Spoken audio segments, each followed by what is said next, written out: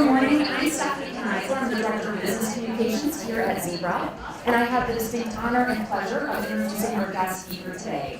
So Carrie Kerpen is the CEO and co-founder of Likeable Media, a global content studio that was named by Crain's as the 6th best place to work in New York City. It's a big city, that's a big deal. She's also the founder and host of the popular podcast, All the Social Ladies, and also the author of the book that's courtesy of Zebra today, the Work It, Secrets for Success from the Boldest Women in Business. So with that, it's my pleasure to welcome Carrie up. Yay! All right, hold on, let me just turn this microphone on. Testing, testing. It's on, right? Yes. Yeah, it's on. Yay! Hi everyone at Zebra. You know, I'm from New York City, and I always know if someone's a tourist, if they're wearing like a giant I Love New York or a Broadway shirt or any of these things. So today, I am really showing that I am a visitor by wearing my full-on, actually titled, as in the catalog, zebra skirt today. So I'm showing you my full, thank you. Thank you. I embraced the zebra part of this day. I'm very excited. Also, very exciting is that it has pockets, so it can be very, very cool. Just a fashion moment for the ladies. I am so thankful to Stephanie, first for being a long-time connection, and for the Women in Technology group, and for all of you for having me here today. It's so amazing that your company makes time to have discussions like this. Despite how you feel, the day-to-day changes, we feel different things at different times, but the fact that we're all here together and the fact that we are going to channel some serious Work It energy today is really, really exciting, and I'm so thrilled to be here with you today. So I'm gonna start by asking you a question. Have you ever had two conversations at once? In other words, you're saying something out loud, but you're thinking something totally different. A perfect example that I can give you is with my kids. Where I'll be like, honey, will you please put away the toys now, honey? And in my head, I'm like, you put away those toys. I'm like, I can't do this anymore, I quit, right? Or another example would be me speaking to you right now, quite eloquently and looking totally confident, and on the inside being like, oh man, I hope I don't forget every single piece of this speech, and like running it through in my head. I have two conversations in my head all the time. But the conversation that I want to tell you about when I was having two conversations in my head was back in 2013, when I took over as CEO of Likeable Media, an agency that my husband and I had co-founded back in 2007. Before I tell you about the conversation, I need to take you back to the beginning. In 2007, we founded a social media agency when there were no social media agencies. In 2007, social media was hardly a thing, right? Facebook had just opened beyond the college market. Twitter was just launching. It really wasn't as big of a thing. And so because we were in the right place at the right time, we totally soared. This was the most amazing, energetic feeling in the world. We made Inc. 500 lists, fastest growing companies in the US, 3 years running. We were growing. Every company in the world wanted to talk to us because there really was no one else to talk to at the time. We had no idea what we were doing, but we grew really, really quickly. Okay, so one of the biggest questions I get asked about this is, okay, you and your husband founded this together? You guys say, how does that work? How did that work? And my face always goes kind of like this when I say, oh. There are three secrets, I think, if I'm being totally honest. A little bit of wine. You gotta relax, you gotta drink a little wine. A little bit of therapy. You gotta talk through some of the issues you have going on in that power struggle. And the third piece is about having really separate roles. And for us, it's like, this is my dance space, this is your dance space. You do this, I do this. Okay, Dave was the visionary. He was the face. He was everything about the company that really resonated. I was the behind-the-scenes operator. I hired everybody. I made sure people were paid. I made sure we got money from clients. I made sure our clients were happy. I did it all behind the scenes, and it worked beautifully. It worked beautifully. Now, because Dave is a visionary, he saw what was coming next in social media. And he saw that social media was the great equalizer for businesses, which was great. So he wanted to help small businesses by starting a software company. Ideally, small businesses couldn't really afford what we had to offer. But for a smaller company, perhaps there was a software, a technology that could be used. So Dave decided to launch a software called Likeable Local, which needed a lot of funds to grow. He needed to raise them. And so he left Likeable Media as the CEO, went on to grow Likeable Local, and put me in the position of CEO. Here I am. Look how confident and lovely I look as the CEO. Don't I look confident and lovely? Okay. Well, I wasn't. I was a nervous wreck. Now let's talk about why, okay? Because this isn't just like lady talk, like, oh, I had imposter syndrome, I wasn't good enough, I wasn't great enough. 2013 was a very different time for social media. Who didn't do social? What agency does not have social media on their list of services? Every agency does. It was a much more crowded space. Brands were much, much, much more savvy about what they wanted to do. Most social media was done internally. Really, who did you need an agency for? And we were really at a position where we just weren't as new. Not only weren't we as new, my husband was very focused on growth. We're going to grow the top line.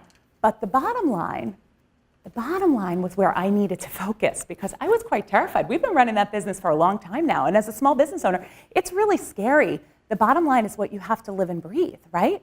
I mean, it's one thing to be fast growing and investing in growth in the beginning. But as you start to grow, you really got to optimize for profitability.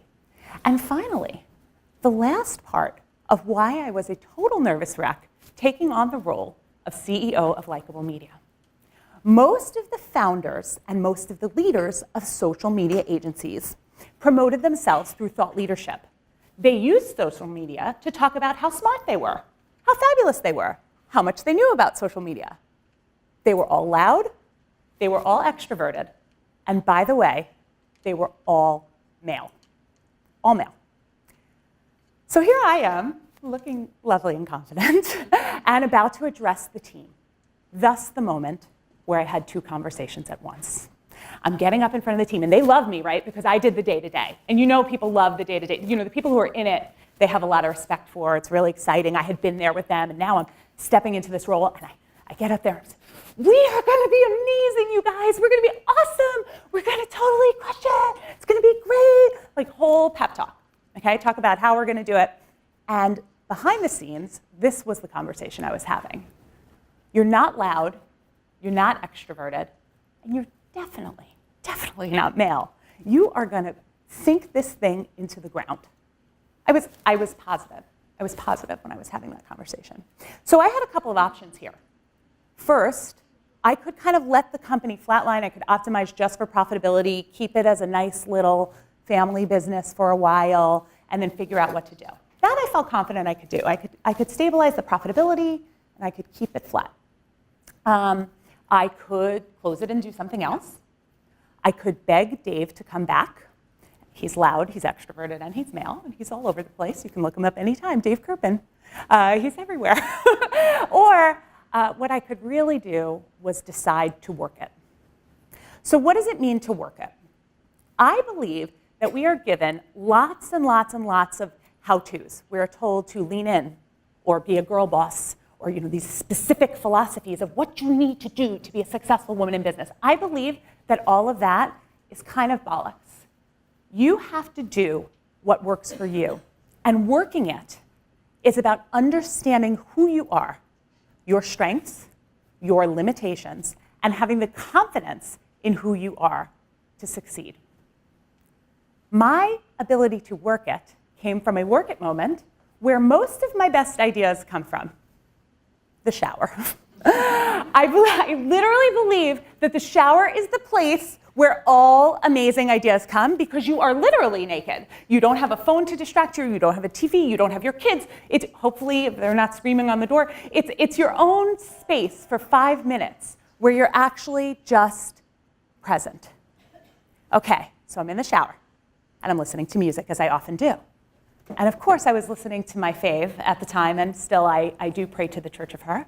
I was listening to Beyonce. And I was listening to her song, All the Single Ladies. All the single ladies, all the single ladies. I'm dancing in the shower. I take a good shower, you guys. Serious. Okay, so I'm singing all the single ladies, and all of a sudden I say to myself, all the social ladies, all the social ladies. All the social ladies, what does that mean? Like, it just kind of came to me, and I was like, oh, I have an idea. Instead of making my social presence and all of my work about me, and look how great I am at social media, I'm going to interview women who want to tell their stories but don't have the confidence to do so and are probably sick of these men who are talking about themselves all damn day. All day. All day. And by the way, I'm going to make half of the women in social media who are like influencers and interesting, and half of the women are going to be women who could potentially be clients. Somebody who could introduce me to somebody, if they couldn't help me directly by being my client, they could help me directly in other ways. And I would help them by telling their story on social so that they could get more comfortable telling their own stories. That work at Moment made an idea become something that channeled the entire direction of our organization. A few things happened from that. First, people started to listen, which was so cool. I didn't even do it for people to listen. I was like, oh, this will be a cool way for me as a little bit more introverted to network, right? But people actually started to listen. It turns out people want to hear the stories of women, and they want to hear stories of people like them. The second thing that happened was that the business doubled as a result. It doubled. And at a time that was so crowded, I found, bless you, I found a way to network and build my own world by tapping into not just what I'm good at. Yes, I'm good at talking to people and I'm good at doing all that, but I'm also very introverted, as you'll see in the book, which I know you won't believe, but it is true. I'm very introverted, and I needed to find my own way to network to grow. That is the quintessential example of working it. I found the confidence to be able to say, I know what I'm good at, I know what I'm not good at, and I'm going to push forward and work it. I'm now going to talk to you because I know everyone, every time I go, yeah, but that's you, you're Carrie, and you're speaking, and okay, what about me? The whole point of Work It was to interview lots and lots of different women, and in the book, you'll find lots of different women and lots of fancy women, like Sheryl Sandberg or Barbara Corcoran, people you see on TV, and then lots of women just like everybody else, women who are early in their career or mid-stage. I really wanted a mix of people. And the point was to find moments of inspiration and say, oh, she worked it in a way that I could. Because the truth is, my story is really cool, but it might not resonate with you. So I'm giving you 3 different stories today that I think might resonate with you, I hope. And my hope is that one story sparks something with you to take an action. So this one I'm going to teach you how to work it to have confidence in your own abilities. So this talks a lot about imposter syndrome. And it's a really good example because it involves a woman in technology. That's Kristen Durkin. I love her. She works at Facebook. She's a global product manager. She was recruited to move across the country over to Menlo Park. She was recruited to move there when they wanted her to work for Facebook. She was working at Priceline as a product marketing manager. She thought it was a joke. She literally was like, there's no way they want me at Facebook. They heavily recruited her. Signing bonus, moving transition, all of it. The first year of her role at Facebook, she spent feeling, I have no idea why I'm here. And it wasn't even just that she didn't feel she was good enough. She just felt that she was surrounded by such brilliance in tech. And she's not a tech person. So she's like, what am I actually doing here? She was also psyched out by the fact that the company was led by somebody like Sheryl Sandberg, who is basically the woman of all women, right? We look at her, she's the epitome of success. She found herself in the first year saying things like, oh, I know you know this better than I do, but, yes, I'm not exactly sure about this, but you might know better. Sort of apologizing for her own existence.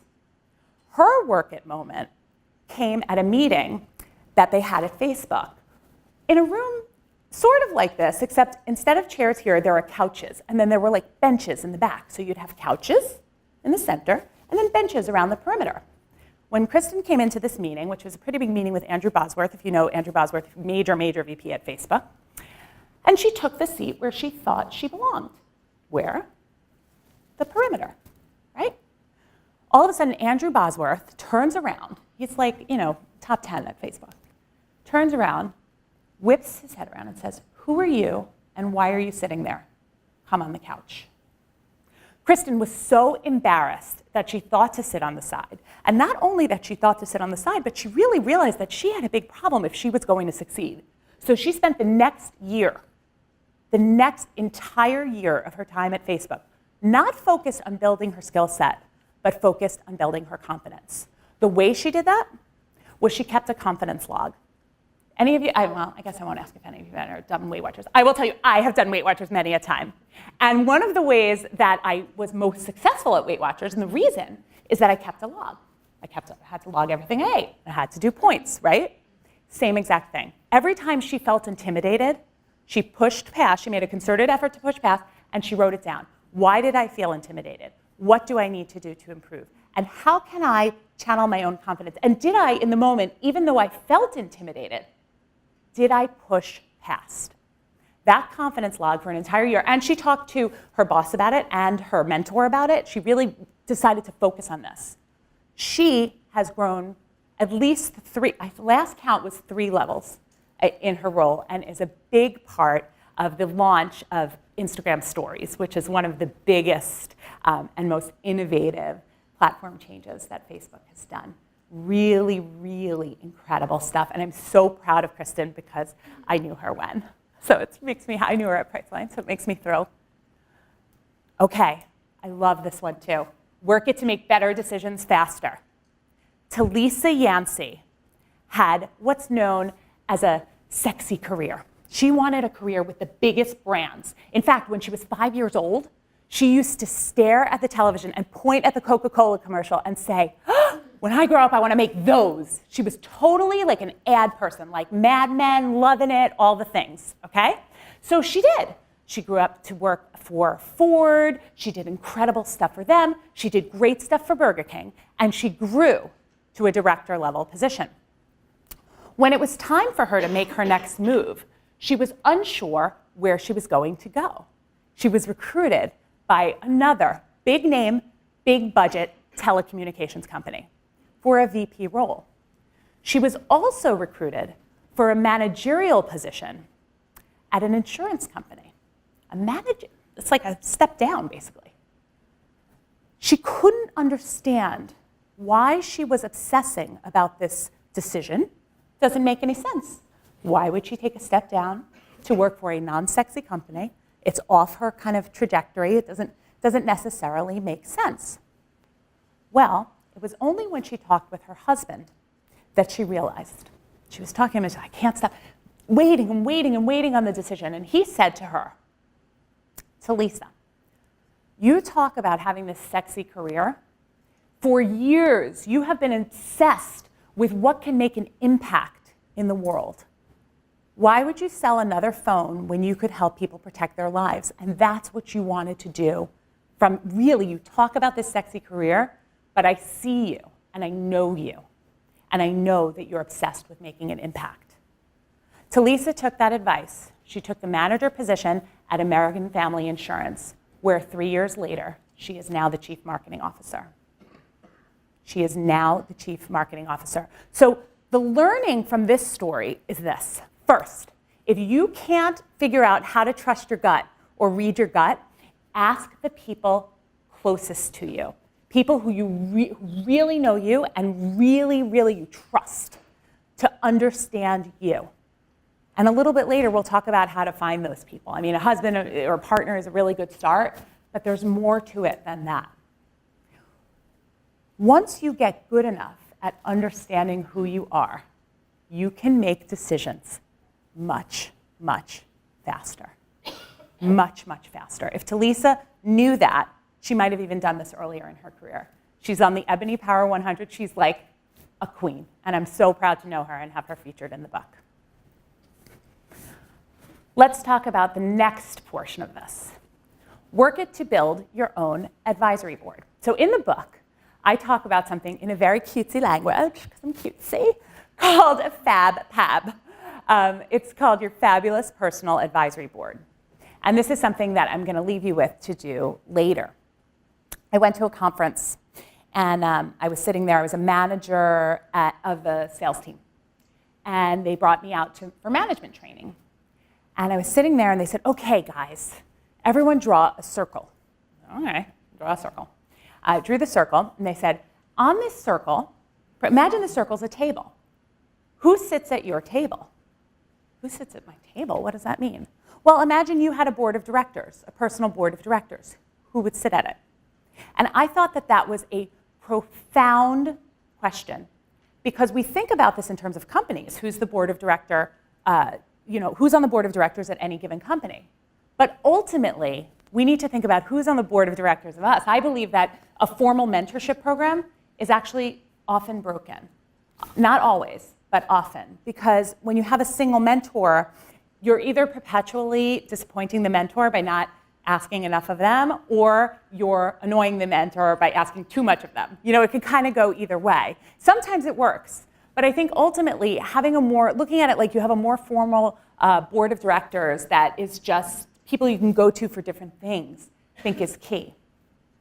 Rachel Sklar, who had a long career in journalism and worked directly under Arianna Huffington for the Huffington Post, she had experienced that in her career, she felt there were a lot of boys' clubs, a lot, really looking at all of these men-only networking groups and different things, or even if they weren't male-only, they didn't feel like they resonated with her. And so she decided to do something different, which was turn the concept of a boys' club on its head and start a girls' club. She founded The List, Awesome Women, Serious Business, an online-only networking group for women in media and technology. It's nomination only. You have to be nominated to get in. And she decided to have it start and have it be all about business. Here's what she found. The women in this organization who came in through The List had discussions that were far bigger than just how do I advance my career or how do I ask for a raise. It was about help me plan my maternity leave. Help me figure out what is it like with nursing? What are the best products to use? I'm going through a divorce. How do you handle that in the workplace? All of these things that we don't feel sometimes safe to discuss in a more public environment. And yet, this environment felt very safe and secure with women who felt just like you, like women who are in the same space as you. It's an unbelievable concept. And so what I do here, the takeaway from this that I really loved, was that we discover a lot more when we talk more openly with other women. I say this all the time about money, about talking about money. We are so much more likely to discuss everything else under the sun than we are to discuss money with one another. We'll talk about sex, we'll talk about anything, right? Honestly, before we talk about money.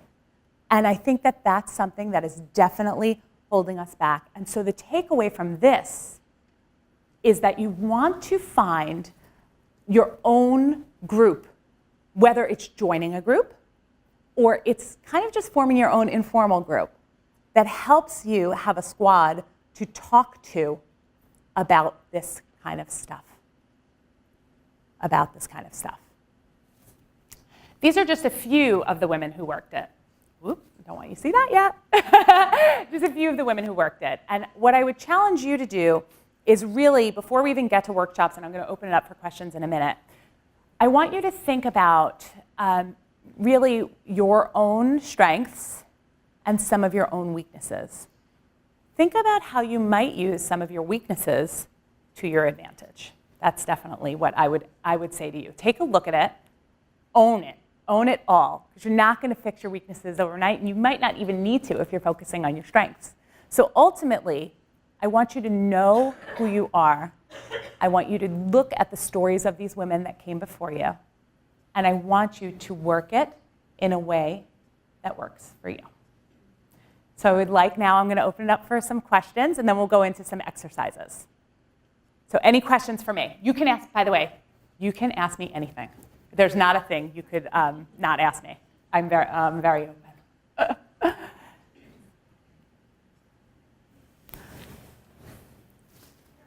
I'm ready.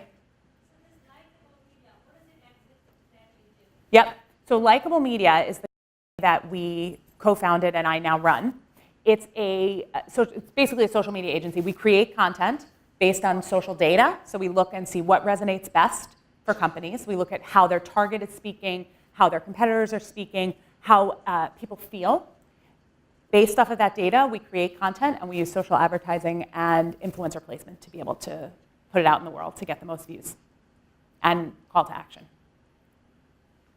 Yes? What would be your guidance for men either managing women or working with women to help kind of empower this work? Because we have three great gentlemen or more in the back who are definitely empower a lot of leaders here to do their thing and to work it. Work it. Work it. Well, first of all, the biggest thing they can do is be here.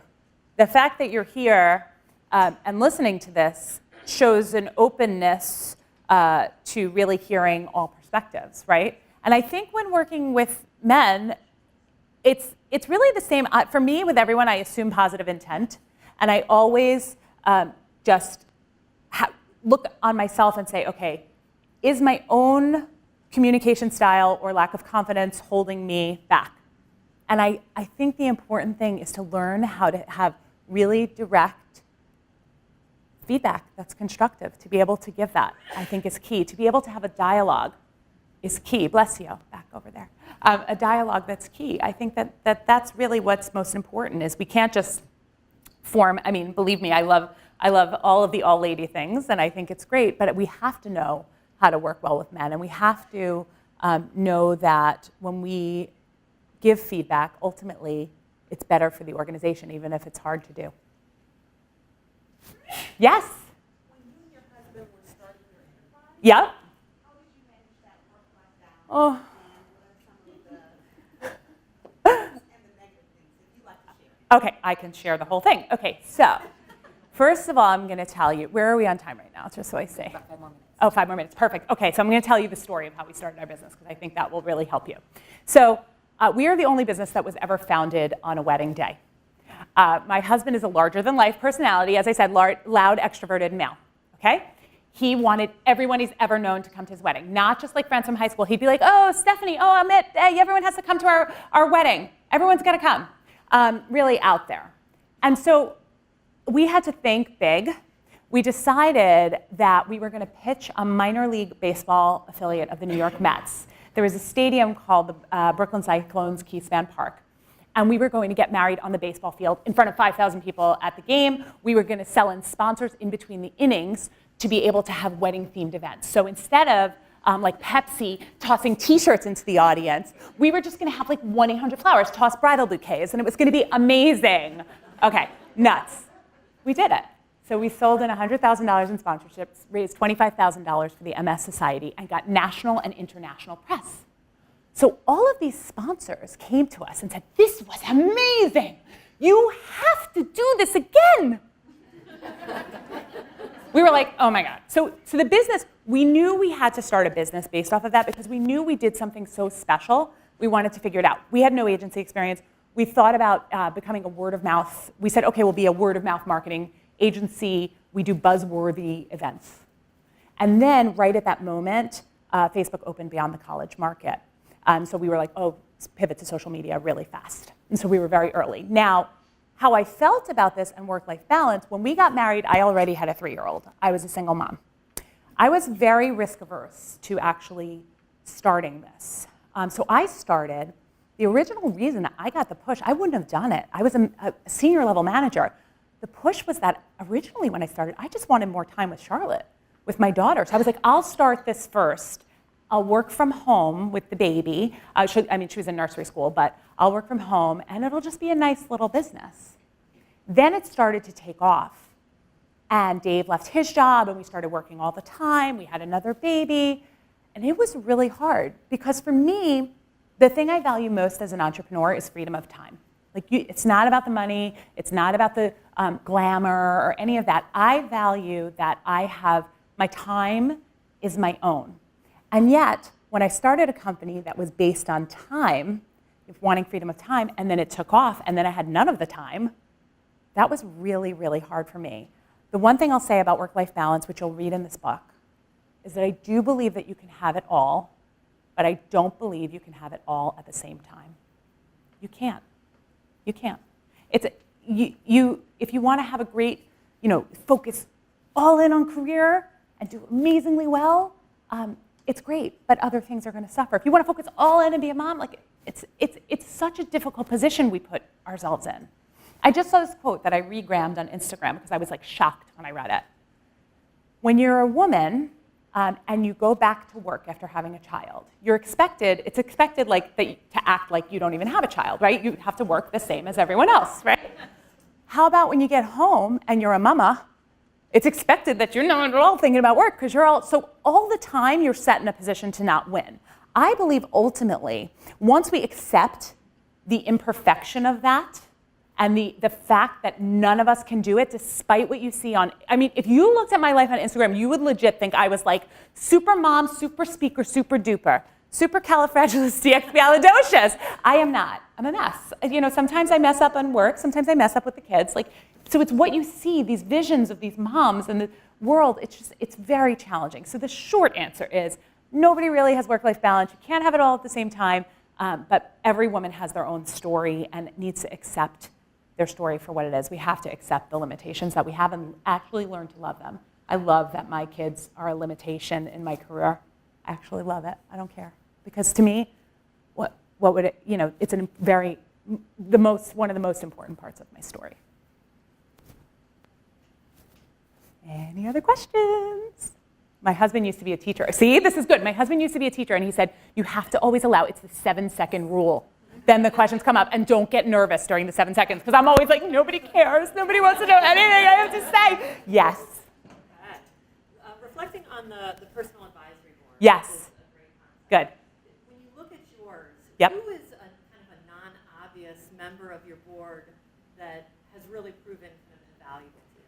So there are a lot of really interesting people on my board, and they're people, the way I test it is who I know I would call in a jam, and different jams depend. I have relationship jam, I have finance jam. I think that for me, Candy Harris, who I write about in the book, was somebody who was a former client who ended up joining my organization when they were downsizing and looking at that, and she was getting at a point in her career where she wanted to try something new with this young team. She could have retired, but she really felt she could help me.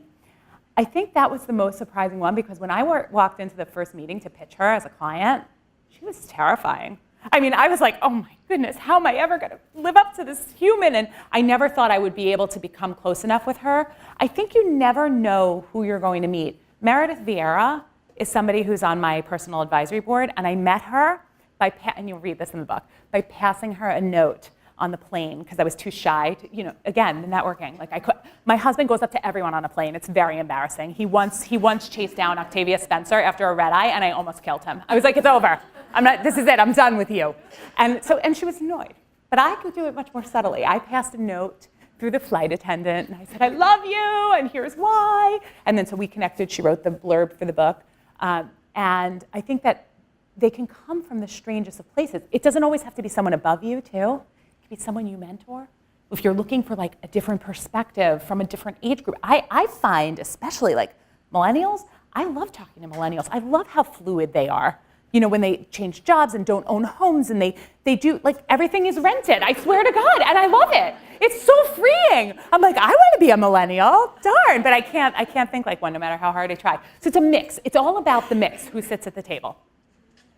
You're welcome. Yes, more questions. Hi. In the last question, you talked about how on Instagram, for example, Yes. you might be presenting all these images Yes. of yourself totally crushing it all the time. Yes. And I'm curious to hear your thoughts about presenting a more authentic vision of Yep. ourselves Yep. in social Yep. or just in anything, because I feel like everybody's kind of doing that and trying to look as amazing Yep. as possible all the time. Yep. And you feel the opposite. Yep. So there's two things that I want to tell you about this, and we do have an exercise that's actually linked to this. So I'm so glad you asked this question. The first thing I want to tell you is to control your personal brand is power. Because when everybody is Googling you or looking you up on social or anyone you meet, if they want to know more about you, that's generally what they're going to do. You can have someone else control it or you can control it. So I believe that your personal brand is 100% something that can make you more powerful. That being said, it must be authentic. For me, for instance, I will talk a lot. If you look on my Instagram story today, I talk about prepping for this speech. I'll be like, here's how I do it. I go over it once, then I go over it again, and I go over it again. Oh, by the way, I'm a nervous wreck. Hi. And you guys could all see that, right? But I believe that that has to be a part of your authentic experience. I posted when I took a staycation over Christmas. And I just went, I decided to be very real about how I was feeling very overstressed with the launch of the book, how I needed to focus on myself and my fitness, et cetera. And I'll tell you that not only did it get the most response, it just feels much more real. So it's always a mix. I think you want to present the best of yourself, but you don't want to be totally false in that, you want to feel it's authentic to you. The only thing I will tell you is that the rest of the world, and in particular, men of the world, are perfectly comfortable presenting themselves totally positively and don't give a shit about whether or not they look authentic. For instance, just on a fun fact, when men, you may know this already, when men apply for a job, they need to meet 60% of the qualifications before they apply. We need to meet like over 90%. There's something up, right? So it's, yes, we should be authentic and feel good to be authentic if it makes you feel better. But ultimately, I want you to own your power. I want you to have an opportunity to tell your own narrative. And by the way, that doesn't mean that you have to love social media and be on Insta all day taking duck face selfies. It means that you could write a really interesting post for LinkedIn on your POV on something about technology or anything else. And then when you're Googled, guess what comes up? That. So I think ultimately, I think that that's a really important piece of the puzzle. Okay, we're ready. Let's go to our exercises. So we're going to do two things. So first, if this clicked, yeah. Okay, the stranger test. So this is going to take a minute of movement. Does everyone know everyone who's sitting next to them really well? My guess is you probably do. Okay, if you don't, that's great. If you do, mix it up a little. Go find one other person. You can get up and go find one other person you don't know as well. So even you don't have to not be best. Just don't be besties. How much time do we have? 15? Yeah, we do have 15. Yeah, Good. we have 20 minutes total. Perfect. So Perfect. great. You're doing a great What, job. you want it? It's Okay, awesome. good. Awesome. Love it, love it, love it. Okay, give me a minute, 2 minutes from right now. 2 minutes from right Yes. It might automatically happen, but if not, 2 minutes. Yeah, it's gonna happen. I got it. Okay, once you've found your person, sit with them. Sit with the person. Hi, Rob. You can be my person.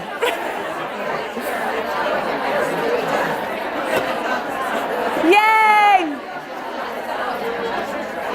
Okay, take a seat with your person.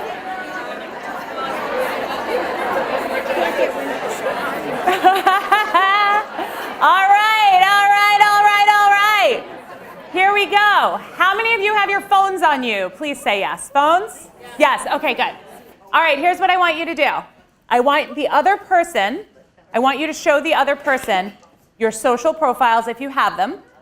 And unless they're so totally private and you have some kind of secret saucy account and you don't want to show that, that's okay. And also, you can also Google your name and see how high up you come. And then this is the total stranger test that's in the book.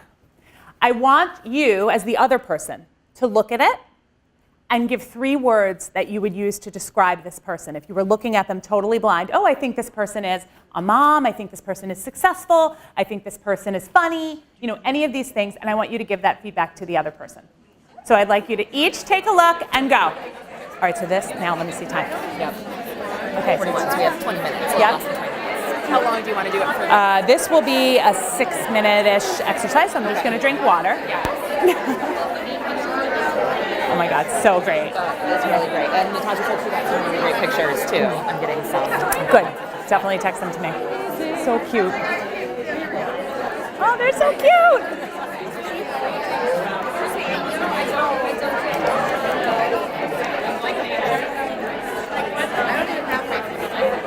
That's okay. Google your name. Okay, good. Oh, you are too cool for Facebook. That's it. I mean, it's good. But see, show that.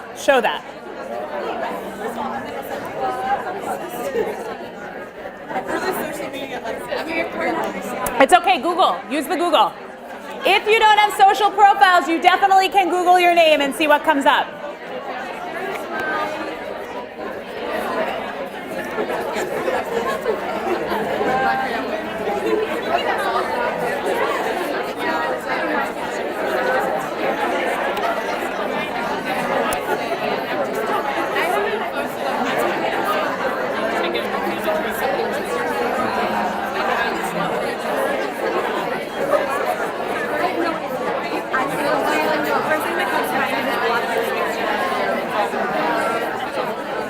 I don't think I missed the thing. No. I'm going back. I didn't. I love it. Like, It was there. Have you ever done a TED Talk? No, but I need to. It's not strong enough. It needs to have a strong enough POV. I know. To do it, but That's what it's we're on the struggling goal. with ours. Yeah, you need a POV. It's all internal. But Yep. anyways, it's tough. And then actually Julianne Larimer, she's the one sitting behind the white striped woman. Yep.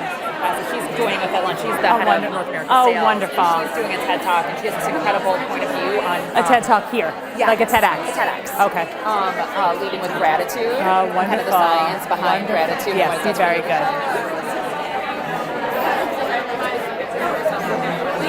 Okay, good. I think we're good. 2 more minutes. Oh, actually, we have time because it's through 4 more minutes. Yes. 4 more. We have it. Yeah. It's good. I always have to remember not to rush because it's perfect. just the pace was good. I just want to make sure they have enough time to do the exercise because it's natural to be like rushed because you're nervous. But I think it's very good. Yes, we have perfect time. Yay! I love it. I know. I got to do it. So what is your Twitter talk? Is it similar?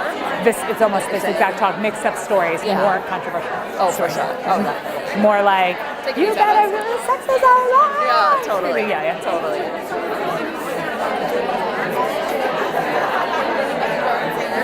One of the things that I was hearing you talk when we were writing the book was interesting. You had Boz who told her to come to the front, Yeah. and then you had someone's husband. It's like the role that men play Yes. can be like, Yes, they can Rob's help. part of my fab pad. My Yes. Rob. Yes. I call him my Rob. Yes. There's many Robs, but he's my fab pad. So it's just interesting that we sometimes are harder on men than I think Yep. we need to be. Right. I'll say that. Yeah. I should have said that with Willing that to question. elevate us. Yes. We got some lipstick above your lip. May I? Yeah. There you go. Gone? Sorry. That was such a mom move. If I licked it, I'd be in trouble.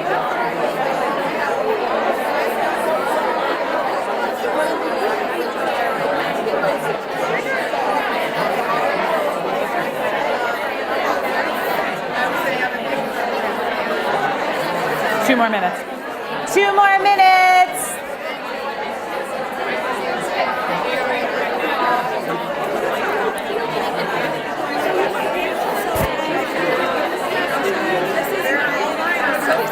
Work at. I love it. Questions too. Once people warm up, really. They have to warm up. It's why you never panic when there's no questions at the beginning. But I looked at Rob when you said that he's the master at uncomfortable silences. Yes. Like he ruminates Yeah. it, he loves it. I'm like, I literally. It's the worst. If I'm on a conference call, Yep. it's the best because I mute and I go Yep. 1, Yep. 2, because I need to fill the open Yep. air. And it's so dangerous. Yep. It's so dangerous. Yep. He's the master, like a Jedi master. 2 more. We're good. Kristen Durkin got promoted again. I'm so excited. Amazing. I'm so excited for her. Amazing for her. Yep. And you said you met her at Priceline? Yeah. I love her. I'm obsessed with her. Were they overwhelmed to be part of the book? Was it like they should be just as excited? Excited. Yeah. Really, really beyond. It depends on the level of person. Like Cheryl's like fine. She doesn't love me, Cheryl. I'm like a little gnat. I'm annoying. Let's see.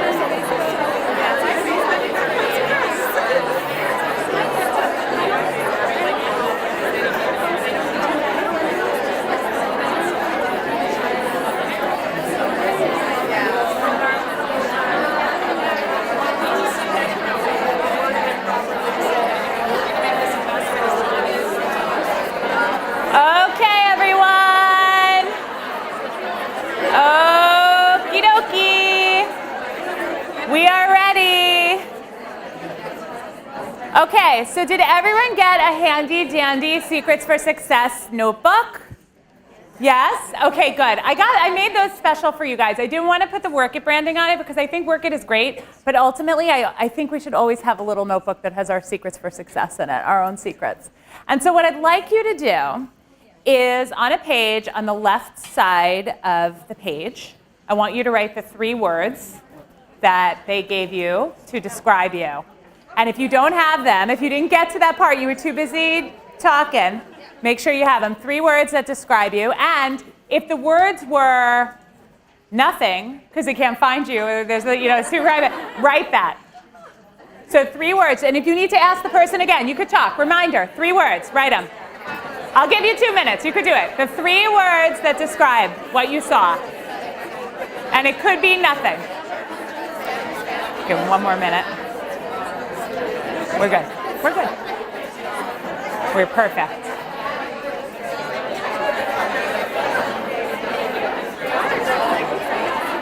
Will you take a couple pictures of me signing too? When I sign, take a couple pics. Yes, absolutely. Perfect. Line Yeah. out the door. Yeah. Yeah. Right. Yeah. Right. To look perfect for Instagram.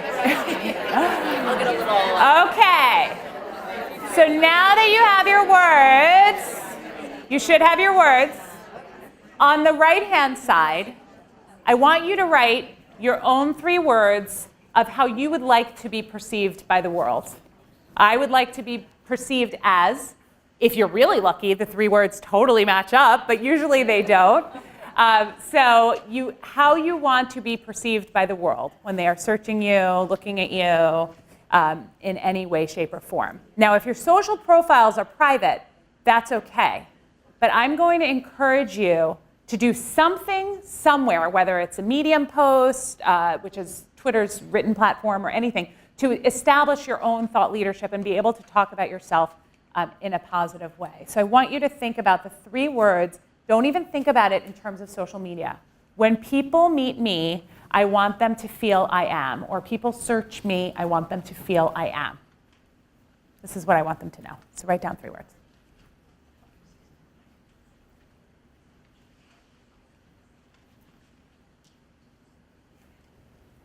What I wish for you is to work it, to have the confidence to put yourself out there enough that there's some content out there in the world that shows that this is who you truly are. This is who you truly are. Everyone around us is looking, right, for content. We all do it too. You meet someone, especially if you're dating, what's the first thing you do? You look up their social profile. Somebody new comes to work, you do a little social stalking. It happens. Like, you want to have the opportunity to tell your own story. This held me back when I became the CEO of Likeable Media because I was afraid to tell my own story, and I relied on telling the stories of others, and that worked really well. But what I found was that my truest success was when I learned how to talk about myself in a way that felt authentic to me, but still was like, I'm okay to say, you know what? I'm doing pretty great right now, right? So I think ultimately, I think that's what we all could use a little bit more of. We focus so much on competence. We are the best at what we can be, right? Well, our jobs, we're the best. We do it. We know it. But we need to focus as much on confidence as we focus on competence. And that is something I want you to write down. It's not from me. It's from a book called The Confidence Code by Carrie Kerpen and Claire Shipman, and they're awesome. All about the science, if you're into science, the science of why women focus on competence more than confidence. Competence is important. Equally important is confidence. Okay. Exercise 2, I know you asked about the FabPab earlier. Oh, by the way, this is what you'd see at the time when I made this, of what you would come up. You would see my Whole30 humble pie. See, this is when I was like obsessing about, I was in my staycation mode and I was miserable because I had put on all this weight from promoting the book. I was like so anxious about promoting the book. I told Stephanie yesterday when I was leading up to it, it was like I said I ate a book. Like I just fueled myself with cookies constantly. So this was humble pie, gone up and down in weight for most of my adult life. Like wanted to actually show that. That was part of my authentic. Here you can see, that's me and Seth. He's 2.5. And one of my three. I have a 14-year-old, a 10-year-old, and a 2.5-year-old because I'm out of my mind. Legit. Nuts, but fabulous. And then, talking about some of the content that I put out. Even the most badass of entrepreneurs feel like non-entrepreneurs sometimes. About really my struggle with confidence around being an entrepreneur. So these are some of my stuff. Okay, now we're going to find our Fab Pab, and I'm actually going to give you the same exercise that I got at the sales training, just with a little twist. On the next page, draw a circle.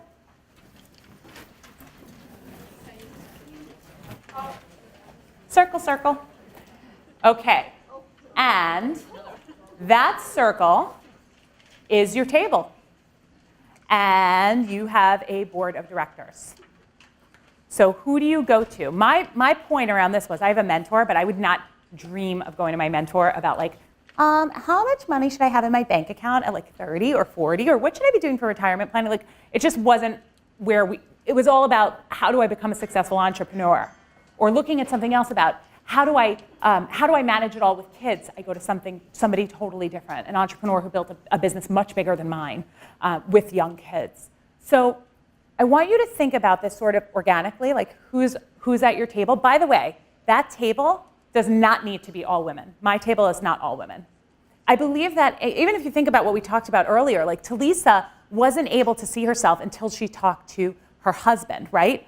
Boz from Facebook gave Kristen that critical feedback to help her realize she should sit at the table. Men most certainly can help us move forward.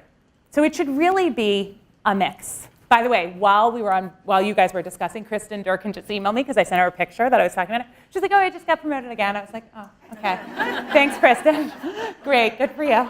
Okay, so I put up, so these questions are actually kind of funny. I made them funny for the book. The book had to be a mix, like for young women just out of school. So I have, when you have a big idea and you need someone to tell you it's great, but also to make it better, who would you call? Like, who would critique you? So these questions are thought starters about who might be on your Fab Pab. When your boss tells you that your chances of being promoted are slim to none, who do you call?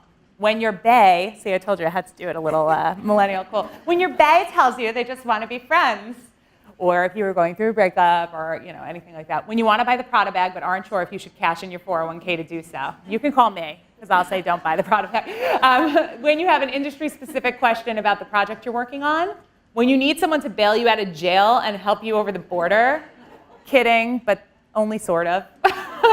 When you absolutely, positively must meet Oprah and you need a plan to get to her now. By the way, I definitely have a Fab Pab member helping me with this. I'm not kidding. Like, if I don't get to meet Oprah, it's like my life was not worth anything. I was on Oprah.com the other day in an article, and a tear was shed because I felt basically now, because I was on Oprah.com, we're best friends. Oprah and I, sisters. Okay, next. When a few minutes later you need a reality check, no, meeting Oprah's not happening today. When you're thinking about leaving your investment banking job to open a bakery, when you need to hear that you're the best because you're feeling at your absolute worst. These are just some thought starters, but think about the people who lift you up, who challenge you, who give you specific advice. Think about who you call. I want you to write them down at your table.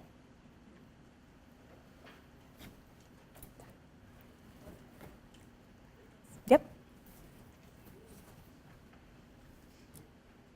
I'm going to give you a couple minutes to do this because it should take some thought.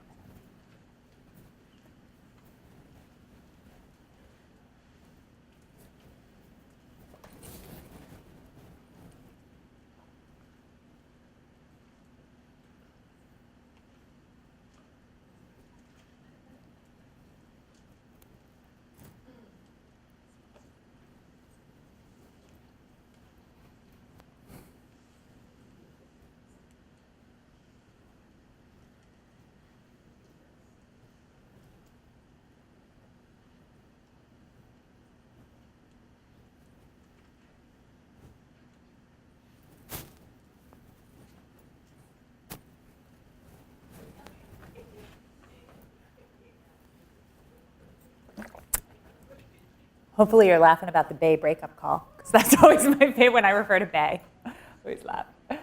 Wonderful. Okay, you guys, this may also take you a little bit more time, but I want to give you a couple of thought starters just to think about.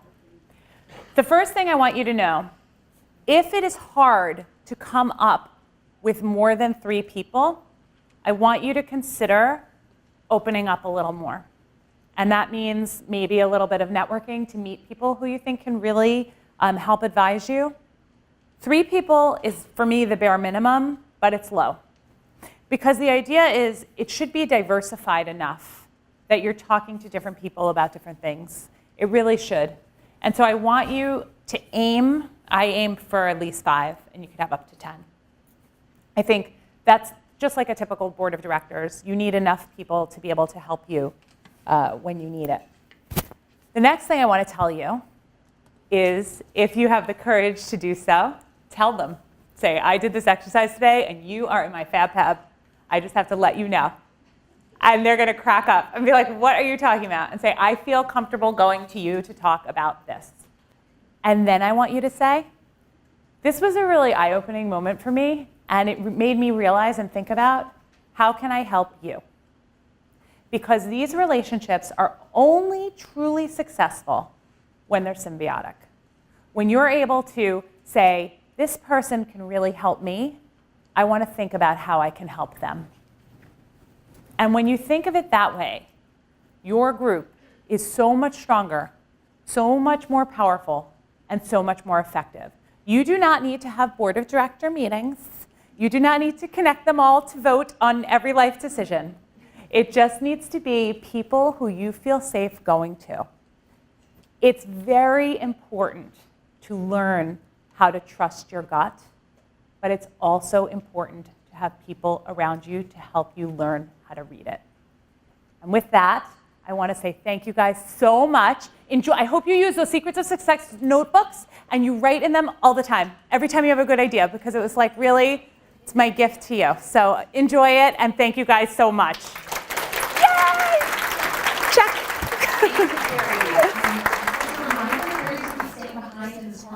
Sign your book if you have some time and you want her autograph. Also, there's some comment cards up here, so if you feel inclined to give us some feedback on the event or different topics you want to hear about, please do, and leave them there. And just a couple quick words on Women in Technology group here at Zebra if you're not familiar with it. It's a small program that's part of a larger diversity and inclusion program, an initiative that Zebra's working on right now. It's executed globally, so our colleagues around the world are hosting different events based on the local area. And for us, that's led by Denise Snap over here in the front. Denise, she's in the HR, and she's up on the 5th floor. If you want to go visit her, feel free to email Denise questions, comments. If you want to get involved in the working team here locally at Lincolnshire, please reach out to her. And really the goal of the program is really nurture and celebrate women in the technology workplace. And that's the way they do it with Women in Technology at Zebra, is offering different tools, resources, opportunities like Carrie joining us here today. Again, with the really goal to just celebrate and nurture your fellow females. So before we head out, just kind of a call to action for all of us. Let's really celebrate and nurture one another every day, every way that we can, and not just wait for moments like this to kind of get together. So again, Carrie is ready to sign your book if you're available, and thank you for participating. Good to see you all. Yay! And you can connect with me on all social channels. Carrie Kerpen, you can find me there. Okay, do you want your name? Okay, hold on. Mary? Okay. Here we go. This last part was excellent. Really? Yeah. Thank you. It's an eye-opener. Oh, thank you. The Fab Pad part, you mean? The part with the board? Or which? Advisory board. Yes, yes. Tell me your name.